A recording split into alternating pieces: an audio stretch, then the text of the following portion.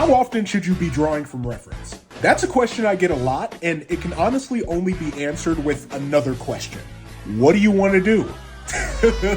Sounds like a very simple question, and that's because it is. When you first start drawing, you're just drawing, right? You're drawing whatever you feel like drawing, you're drawing whatever you want to draw. Maybe you're working on anatomy, maybe you're doing character sketches, and you're kind of scatterbrained. You're like, okay, I'm doing this, I'm doing that, but I'm learning how to draw. A very important question to ask yourself, and ask yourself very early on, is what do I want to do with this? Now, I know I'm harping on this and spending a lot of time on it, B. I know that the way our attention spans work now, some of y'all are already zoning out, but I promise this is important. Because if I want to do charcoal portraits, right? If I want to do portraits in charcoal and sell those and do that full time, and that's my prerogative and that's my passion, there's really no reason to ever draw from imagination. Like, if that's what you want to do and you know that's what you want to do, specialize in that and get better at it. I, for example, am working on my graphic novel, right? So for me, I really don't like drawing from reference, and I almost never do. I only draw from reference when I run out of ideas. So most of what I do and most of what I'm showing on screen, like just flipping, is from imagination, right? I didn't look at reference for these. I just said, let me draw freely.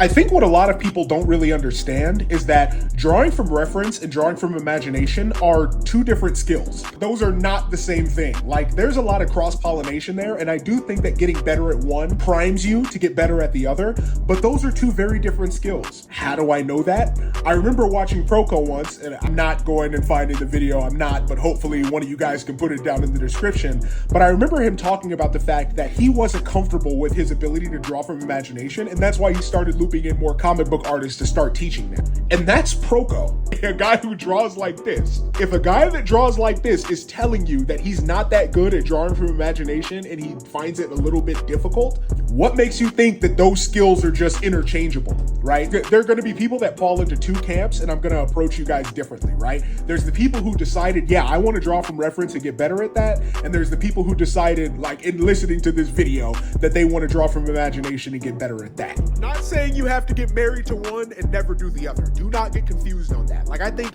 anybody's workflow would realistically be at least like 70-30. Like, hey, maybe I got 70% of the bare bones of this drawing from a reference, but I'm going to render it my own way from my knowledge of color theory and all that, and I'm going to bring that from my imagination. Fine.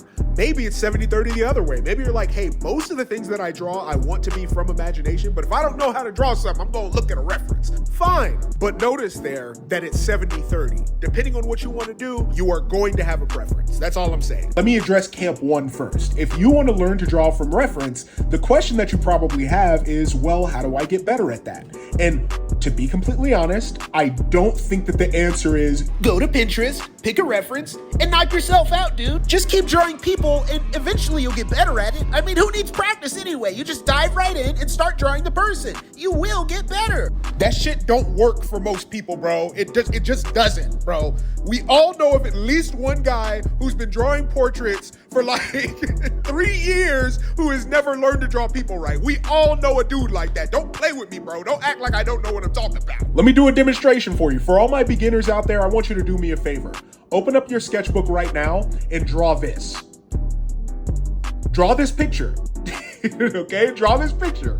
Go ahead, draw it, have fun, knock yourself out, and tell me how that goes for you. Chances are you don't even know where to begin. You don't understand the reference. You don't understand the reference, and you don't understand how to break it down into pieces and carry on that way.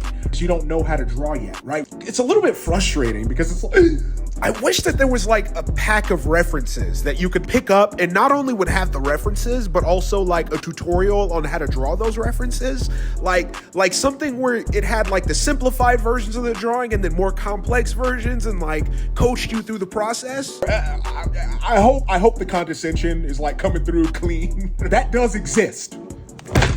They look like this. Okay? Let me just open it up to like a random page. This is where I started, right? This was the first art book that I ever bought for myself and started learning from. I really learned to draw and break down drawings and find out what it means to draw constructively from books that look like this. Books that have images and have poses to break down, but break them down in very simplified ways. And when you're studying from this, I want to caution you. Let's say that I want to draw this, right? The wrong way to study this, right? Let's say I want to draw this. The wrong way to study this drawing is to do this.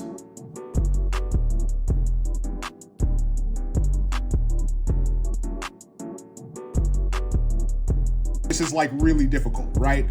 These art books don't exist so that you can open them and do them your own way, right? Like, it's giving you the steps. It's giving you the tutorial here, okay? Like, it's giving it to you, right? So now I want to go ahead and break it down the way that they broke it down. And like, the objective is not to draw it exactly the way that they drew it, because most of the time you're not going to be able to do that. But you do have to get the general idea of the construction that they use down, because that construction is going to carry you through more complex drawings later on down the line when you're a little bit more experienced. Does that make sense? Then I'm just going to do that.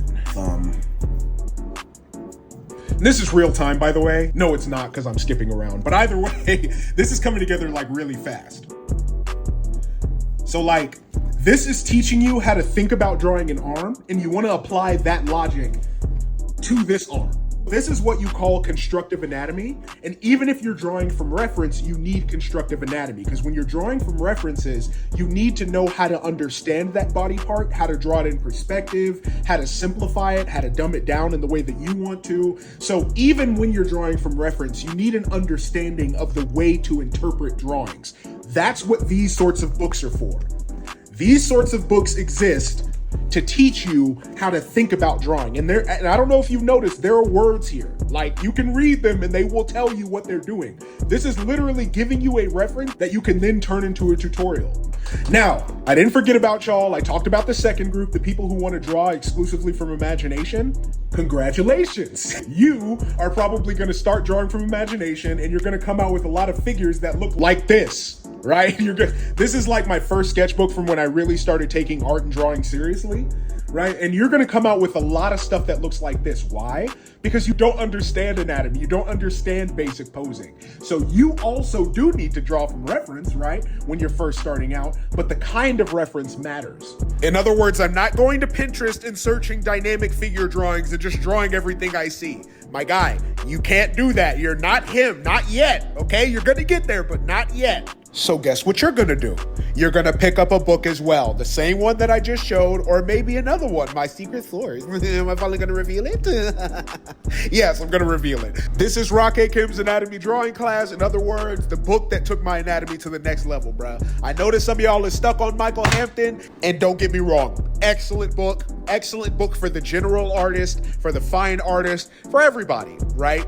But I do think that a comic book artist needs a better understanding of perspective and dynamic figure drawing that this book is just wholly inadequate in. I have to be honest about that. Comic book and manga artists need a little bit more sauce. I'm just gonna be real. And listen carefully. There is not a single artist working in comic books or manga that has better anatomical knowledge than Rockhe Kim. I'm not debating this, I am telling you this. If you do not believe me, Google him. I'm not gonna argue this in the comments. Whenever I say this on live, people get mad and tell me I'm glazing, but Rockhe Kim is not my favorite artist. He might not even be in my top 3, to be honest. His style doesn't always appeal to me, but I have 2 eyes, a little bit of artistic experience, and a functioning brain. I can see and I can look at his art and tell you that it is simply better than anything that my favorite artist, or quite frankly, your favorite comic book artists are capable of. This is how he draws anatomy from imagination. He has a channel on the app that I cannot talk about on TikTok, okay? Go find him and look at his drawings. This guy is to anatomy what Kim Jung-gi is to perspective. And if you think that I'm lying, do your homework. I really don't know what to tell you, but do your homework. And I guarantee you will come back and tell me that I'm telling the truth. You guys can wait until people die to give them their flowers and be honest about their talent. I will not. But once you learn the basics, and as you're learning the basics, you should be drawing from imagination all the time. Any single time that you're drawing and you don't have a book open, you should be drawing from imagination. And right, you're gonna come out with a lot of bad sketches. Like, I'm not guaranteeing you that your sketches are going to be good, because they're probably going to be quite bad, right? They're not gonna be great. But the important part is that you're learning. You're learning to interpret drawings, you're learning to understand drawings, and you're learning to understand to build drawings from scratch. And when you practice that more than anything, you get better and better and better and better at that. That's what's gonna take you from drawing like this to drawing like this, right? Do you see the difference? Do you see the difference? Both from imagination. One is a little bit better than the other, right? So this is more recent. Obviously, this is a little bit further back. And this applies to faces, this applies to hands, this applies to everything. I think that you should be practicing from a book a substantial amount of the time when you're first beginning, but as you leave that beginner stage and enter that intermediate stage, you should be drawing from imagination all of the time. Now, a question that you might have, how do I start drawing from imagination? And if you guys are interested, and you guys comment below that you want that video, I'll go ahead and chef it up for you. Cause hey, I'm back, baby. I know I've been away for a while, but I've realized with work going the way it's going, with everything going the way it's going, bro, I need to pick up the Spider-Man suit again and put it on and really start attacking this a little bit harder. So sorry I've been gone so long, y'all, but I'm gonna start making more tutorials. If you want to see that tutorial, just go ahead and let me know in the comment section and maybe I'll make the video. Who knows? Keep on striving, keep on trying, and you gonna get there.